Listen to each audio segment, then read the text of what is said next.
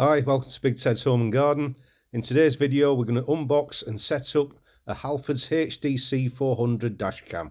We're going to be setting up the dashcam in a 2010 Ford Fiesta, but the process is pretty much the same for all cars.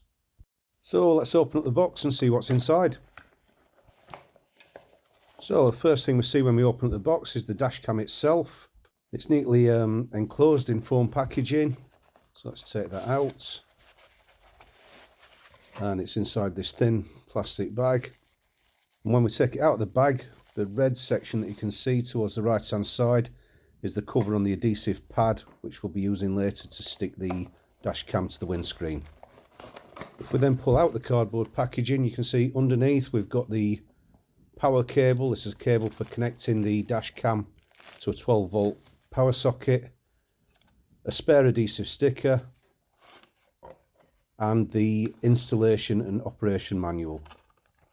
So this is what you get in the box. To the left we've got the manual, top centre the 12-volt power supply cable, at the bottom centre the dashcam itself, and to the right the spare adhesive sticker. When you open up the manual you find it's not specific to this particular model, but actually covers 5 different dashcams in the Halfords range. So a lot of the information that's in there is irrelevant, and you're going to have to search through it to find the bits that are relevant to this particular model. The most important page as far as we're concerned is this one, which shows the location of the key features of the dashcam. Also warns us to connect to the app before we try and use the dashcam. Before we do this we need to install the SD card. The SD card fits into this slot here to the right of the adhesive pad. It just pushes in and you'll know it's in when it clicks. Don't do what I've just done in this video and install the wrong type of micro SD card. If you're not sure, have a look on Halfords' website. Just look for this section, which SD card do I need for my dashcam? And for each model they sell, there's a link to the correct micro SD card. Once you know which micro SD card you need, I would highly recommend shopping around at this point. You may well find that you get the same card for a much lower price elsewhere. If you're not already done so, at some point you'll need to download the Halfords My HDC app. Just search for My HDC in the Google Play Store or the Apple equivalent, and then download and install as you would any other app. So to fit the dashcam we'll start by plugging the cable into a 12-volt power supply, and then it's a case of trying to hide the cable as much as we can as we work our way around to the area just above the rear view mirror, which is where we're going to locate the dashcam. As you can see here, it's fairly easy to lift the trim of the central console and just push the wire underneath it to conceal it. Do this until you're well into the footwell, and then you can lift the carpet and run it across to the other side. Should then be able to run the cable underneath the trim on the other side until you get to the edge of the dashboard.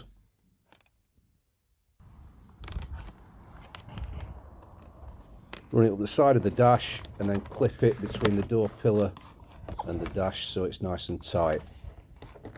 If you pull the cable taut, it'll be barely noticeable when you open the door.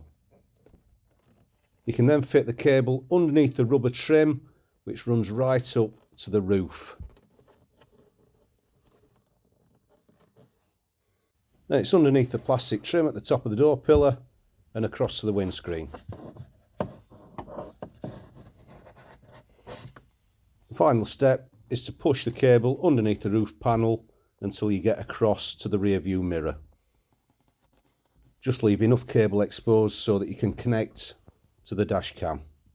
When you do this, the blue light on the back of the dash cam should illuminate to show you've got power.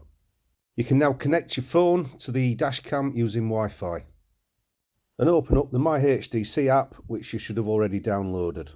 If you tap on My HDC in the centre of the screen, it'll bring up a live view from your dash cam. You can then use this to find the best place to locate the dash cam on your windscreen. Clean the area where you're going to stick the dash cam. I do this with a lens cleaning wipe. Then peel off the protective cover on the dash cam lens. You're then ready to remove the cover from the 3M adhesive pad, and then it's simply a case of pushing the dash cam onto the windscreen. Push any excess cable back underneath the roof trim and you're ready to go. So, I hope you found this useful. If you have, leave a thumbs up. If you've got any questions, leave a comment below. And don't forget to subscribe to Big Ted's Home and Garden. We'll see you soon.